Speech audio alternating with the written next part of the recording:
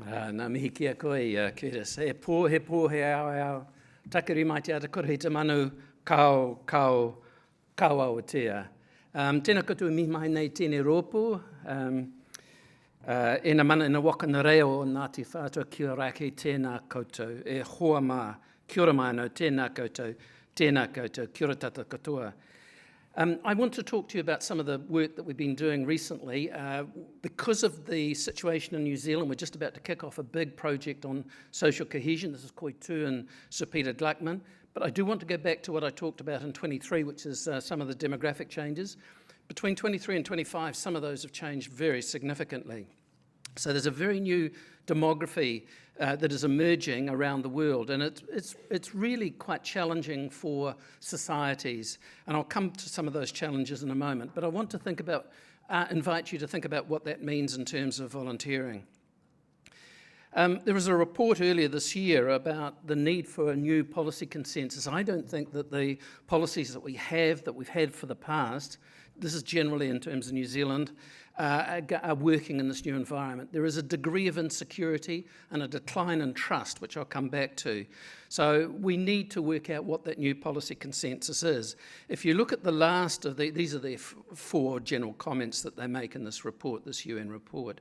But it talks about reimagining institutions. So what I want you to do as I go through this is reimagining what volunteering needs to look like in this new New Zealand that's beginning to emerge. We have some huge challenges, and I'm not convinced. I've not long come out of the Department of Prime Minister and Cabinet. I'm not convinced that we either understand those challenges, we're sympathetic to what people are facing in New Zealand, or how we deal with issues like polarisation and mis and disinformation. So there are problems.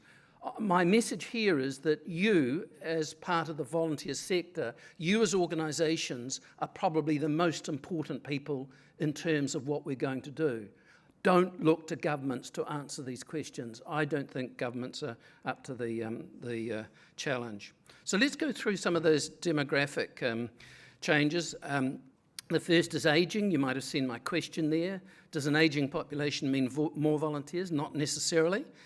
At the moment, this year, 18% of New Zealanders are aged over 65. If you remember, I probably said in 2023, when I was growing up as a baby boomer, 7% of New Zealanders were aged over 65.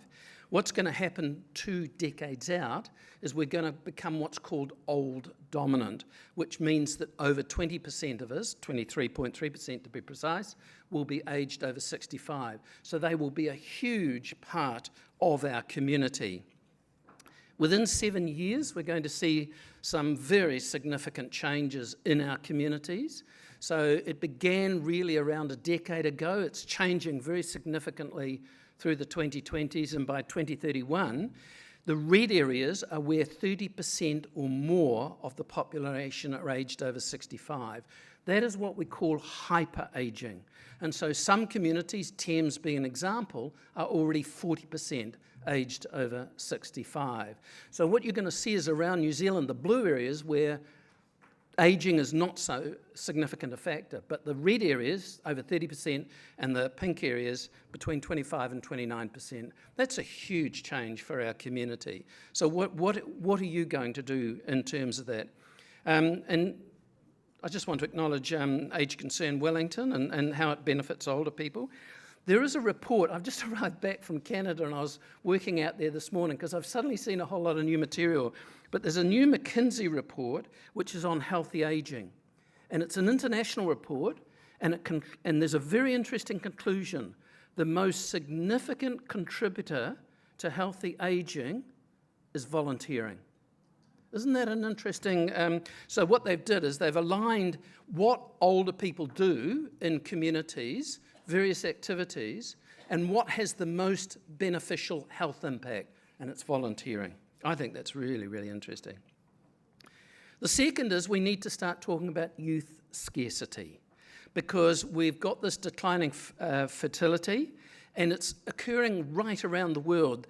The blue bubbles are where fertility is below replacement level. So again, in 23, I introduced you to the fact that replacement level is 2.1 births. So all of these are below that 2.1 births per woman over their lifetime, just to add. So sub-Saharan Africa is where our population is going to grow. By the end of this century, Nigeria will be larger than China.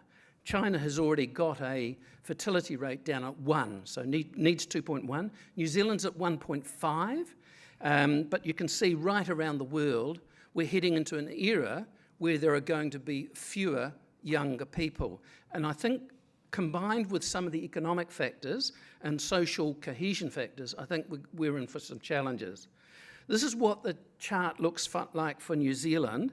You can see we bobbled around the 2.1 level, and in fact exceeded it, until we got to about 2013-14, and then it just tanks, and it's going to keep going. The government assume it's going to stabilise. Stats New Zealand assume it's going to stabilise around that 1.5 figure. I don't think it is.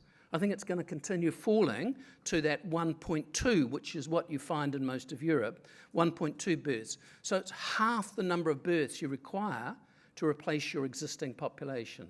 So at the moment at 1.5, we're 25% lower than we need to be. So we are not replacing our existing population by that 25% year on year. What does that mean? Well, it means, again, within a few years, there's going to be 30,000 fewer children in our education system. So what's happening is that we're seeing this contraction of the younger age groups, but the expansion of the older age groups. So it's going to be a huge factor. Again, I'm not sure we're talking about fertility decline and what this means. What causes it? Really good report from the OECD earlier this year, which is looking at it, at fertility rates. Just go to the green one, employment of parents. I don't think they mean parents. I think they mean the employment of women. So at the moment, what we're seeing is that most of our professional programs at universities are 2/3 women, except for engineering and one or two others. But most of them are, if you take law or if you take accountancy, 2/3 are women, and they're coming into the workforce really highly qualified. And to go back to something I've said to you before, when we look at highly qualified women in New Zealand and we look at their gainful employment, then the possibility of them not having children increases very significantly. We think about 25 to 30% of those highly qualified women will choose not to have parents or to have one and done. The second one, housing costs. In fact, I think it's more broadly the fact that economic factors are really impinging upon the economies of households. And so we're making decisions. Do we buy a house or do we have children? And I think it's that blunt, to be honest. And then in the blue factor, the change in attitudes towards parenthood. Millennial women and Generation Z women feel no compunction about having children, unlike previous generations. So I think there are some factors which are contributing to what's happening in terms of fertility. This is what it looks like. 1970, me, a baby boomer, growing up then, you can see I was part of that huge cohort, the baby boom generation, 1945 to 64. So you can see those younger age groups, and it gets narrower quite quickly. But then when we look this year with a population of 5.3 million, you can see that narrowing of the younger populations and the expansion of the older populations. This is a very significant change in terms of our demography. We've got huge challenges. Recently, 24th of September 2025, Treasury produced a report which said that our current policies are unsustainable when it comes to meeting the health needs of an ageing population, superannuation, and in terms of the health requirements of an ageing population. We are going to have to find some way, a circuit breaker, to think about what policies look like in the future. Dependency is the dependency ratio between the people in paid work compared to those in superannuation. When I was growing up, it was 6-1. It's now nearly 3-1, and it'll end up being 2-1. 2 people in paid work for every superannuitant in New Zealand. So our whole society and how we look after people is going to have to change. And then the final factor is that the diversity. So I had a good look. Heidi very kindly provided some of the material on volunteering in New Zealand. And I think the challenge is that as our society becomes more culturally and religiously and linguistically diverse, we actually need to respond to that in quite new ways. But let's talk about the super diversity. We've just had projections out, and over the next 2 decades, the diversity in New Zealand changes very fundamentally. And I would have said to you in 23 that, for example, a quarter of all New Zealanders would be a member of an Asian community. I was wrong. It will be a third of all New Zealanders will be members of an Asian community. So when we look around the room and when you think about your organisations, are these communities beginning to participate in volunteering for you?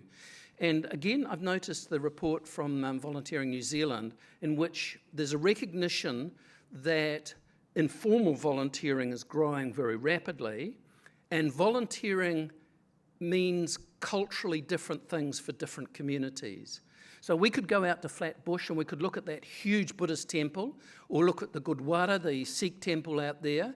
And the Sikh temple, I think, provides about 1,000 meals a day free to the community of South Auckland. So there is volunteering, but it quite often is contained within religious communities or ethnic communities or linguistic communities. There are 2 components to this. First of all, our future is going to be more Māori. Tikanga and te reo are part of our future. You will be hearing, and by the way, I think it's going to be, our lead up to the next election is going to be really challenging. I think we're going to get some really anti-immigrant rhetoric, and we're going to get some anti-Māori rhetoric. I think it's going to be really disappointing. But that rhetoric is the past, it's not the future. And what this tells you is that the blue is the non-Māori, so it includes Pacifica, but you can see the hollowing out, if you like, of the younger age groups, but the increase of the old age groups. But look at Māori. Their median age is younger. Māori women have children younger. They have more children. So the fertility of Māori is not the same as the fertility of all New Zealanders. So proportions, and I'll show you what that looks like, proportions of the New Zealand community of Māori. Look at Matatini, look at the Korona Hana, the coronation of the Māori Queen a few weeks ago. You will get a sense of the vitality of tikanga and te reo in New Zealand. So yes, politicians might not like that. Yes, there are people in New Zealand who might not like that, but this is our future. And so, as the past Chief Judge of the Diversity Awards, I think there's some really good practice. And so Air New Zealand, I've featured here, PwC I've featured here. I think the principles that apply in the public and the private sector and they also apply to you as volunteers. How do you reach out and capture this talent pool as you move into the future? The second, of course, is our migration. And so that 2023, early 24 period, this is the 12 months to 2024, huge arrivals, 253,000 permanent arrivals to New Zealand, 131,000 net gain. Those figures put us at the top of the 38 countries of the OECD. We had, as a country in proportion to population, of course, we had the largest number of arrivals, the largest population net growth of 2.8%, and the bulk of that, 85% of that net growth, came from net migration. There are people leaving, but we are seeing the result of that in our communities because of our migration policies. Where do they come from? Increasingly from India. So Indians now dominate nearly all visa categories. So the figures you've got there, the bar graph is the first figure is pre-COVID, 2019. There's that really significant year, 2023-24, and then we've come back from that 2025. But you can see here, India's replaced China. China's dropping and will continue to drop. The Philippines are beginning to emerge as a major player, and you can see that the Philippines, I expect, to replace China as the second largest source country. Sri Lanka, Fiji, South Africa, and then the bottom is the departing New Zealand. I don't know why that's not more of a political and policy concern. So those figures that came out just literally in the last month, I've done the calculations, and I'm talking about, there's 2 things you need to know about this. I'm talking about primary ethnicity. Stats New Zealand released data a few months ago and said there are more than 1 million Māori in New Zealand, but they were using descent figures. I use the figures that say people tick the box that says my primary cultural ethnic identity is Māori, and that's probably about 200,000 difference between descent and ethnicity. So I'm using figures there. I've given you the under 15, so you can see the under 15s are changing. And by the way, if you start and add those up, we allow people to multiple identify. So this doesn't add up to 100%, it adds up to almost 120% of New Zealanders because people multiple identify. So it drives us nuts, doesn't it, Bev, in terms of trying to work out proportions. But what you'll notice is that I think the Māori figure is too low because what Stats New Zealand have done is factor in the number of Māori leaving for Australia. So I think it'll be higher than that by 2045, probably around 20-21%. The fastest growing communities will be Asian, and we've got to find some other way of describing them, but that's the third of New Zealanders who will be members of an Asian community, and then Pacifica. But notice the young age profile of these communities, really significant. So declining's misspelled. Let's talk about some of the challenges that you will be experiencing, but that you will need to address as people in the volunteer sector. This is the Edelman Trust Barometer. It's an international survey. It looks at a lot of different countries and it looks at what's happening. And they have identified these 4 factors as being really problematic in countries around the world. The first thing, there are 2 components that I would draw your attention to. One is that the economic well-being and the sense of economic optimism has collapsed in countries around the world. And you can see that in New Zealand.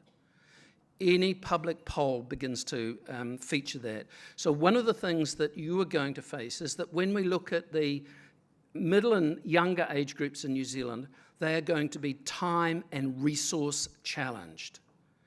So there is a new reality out there for our younger New Zealanders. The second is that we've got these new politics that are emerging, which Ipsos, in terms of a recent poll in New Zealand, has called populism.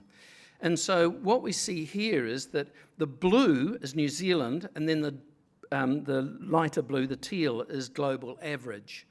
So when we ask the question of New Zealanders, New Zealand society is broken, 58% of us say yes. And it's slightly higher than the international. New Zealand is in decline, 60% say yes. And then who are most likely to say broken or decline? Māori, low income, unemployed, live rurally, aged 50 to 64 years. So you can see there where the pressure's coming on in terms of people feeling positive or negative about this country. And then when we begin to look at the well-being, and particularly for you guys, the impacts upon volunteering, it really is beginning to ratchet up in terms of how we are able to live our lives in New Zealand, the cost of housing, the cost of every day. And by the way, I was involved in that Tamati, the Counting the Beat program the other night. I hope you saw it because it mentioned volunteering. It was I was involved in that program as selecting the topics. So I selected you guys, but also in terms of checking it. So there are 3 more to go, and the next one will end very emotionally. So Count the Beat, it's on TVNZ at 7:30. And then we've got this declining trust. We don't trust each other, and we don't trust our institutions, particularly our politicians, particularly our media. And I think what's happened is 2 things. One is the online world has made a lot of our interaction problematic and often toxic. But the second is what COVID did to us. And so we've just, at Koitu, have just produced this new report, September, and we've got some conclusions about the way in which COVID disrupted and accelerated fractures or differences within our society. So we've got to come back to, and we're just beginning to work on a major program on what social cohesion looks like. It's going to be a huge challenge for us in New Zealand. I think it will be one of the major challenges for us in the next wee while. What do I mean by social cohesion? Here's the list, and Bev knows about this, but this is the list. I was asked to write a cabinet paper with some colleagues in 2006. Didn't go anywhere, but this is what we thought social cohesion ought to look like. And I guess what I would say to you guys is, in that process of reimagining volunteering in New Zealand, how are you responding to some of these challenges, if you were? And we're talking about doing democracy different. And I think the challenge around social cohesion will be addressing trust, but it'll also be addressing inclusion. So if the word for today for my presentation is the growing diversity of New Zealand, and therefore how you respond in the volunteering sector, I think the reimagining bit will be how do you do inclusion? I think that's how are you informed by this growing diversity? I think there's a huge problem in terms of the online world. The online anger, I mean, you will be aware that a Hawke's Bay man who was going to be charged with child pornography was planning an attack on Muslim men with a knife, and it was only picked up by the FBI, by the way, and so he is now on the day that he would appear in court. So we've got an issue here in terms of these very angry, aggressive voices appearing, and you will see it in local elections, by the way. And it is targeted at particular communities, so our MPs, particularly our women MPs and our Māori MPs, get this, and it probably is invisible to you, but it's a huge issue. So if I'm talking to you as volunteers in New Zealand, how do you increase your digital literacy and online presence?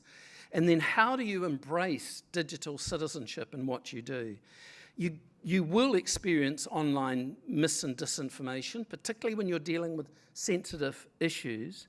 And how can Tūao Aotearoa be an authoritative voice in this space? Because it is a difficult space to address. And then, of course, we've got those underlying economic issues of, I've called it precarity here, but people are feeling very precarious in New Zealand. It's a real issue. Let me wrap up, and then we can hopefully got some time to answer some questions.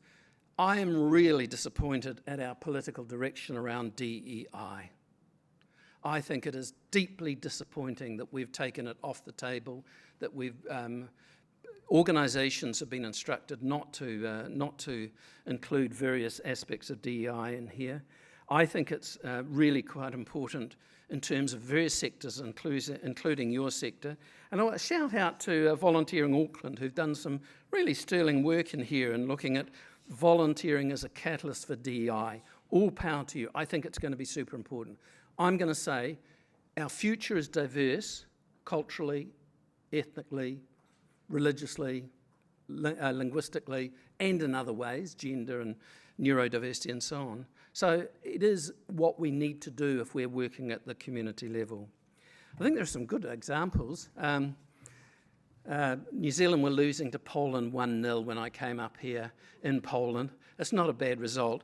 But the All Whites represent New Zealand. There are 2 Māori there, 2 Samoans there, Indian, Chinese in that lineup. So some of our sports are actually what you might like to pay attention to. And the Black Ferns, man, whoo! Do they just look at, if you want to look at something while you're on your phones there, look at the, look at what they did to Emily Duplessis. So Emily Duplessis had to stand down because of an injury. She was still part of the squad, but there's this really powerful video of the rest of the squad doing a mihi to her and then a haka to her, and she responds. And it's really very emotional, but it indicates what happens when you include diversity and culture in what you do. You become a really high-performing organisation. So this is me. I think we are going to all need to improve our understanding of all of these dimensions of change in New Zealand. There are some challenges: social cohesion, economic security for New Zealanders. I think some of the things you're going to have to recognise is that you need to go out and to embrace some of these new communities. When we've been looking at sport in New Zealand, and particularly here in Auckland, there are three things that matter when sports need to recognise these new communities. By the way, last year in Auckland, 60,000 registered rugby players, over 100,000 registered table tennis players. Huge change.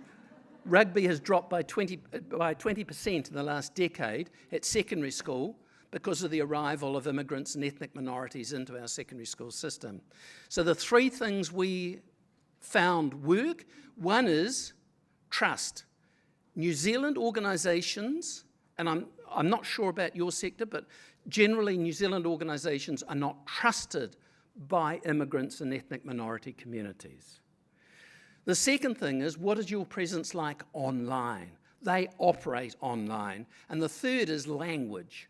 Don't assume that people will come to your organisation, be prepared to volunteer for your organisation if you're only communicating with them in English. This is a hugely much more multilingual environment. So there are challenges, but you do a fantastic job, and I just want to acknowledge you. Kia ora tata katoa.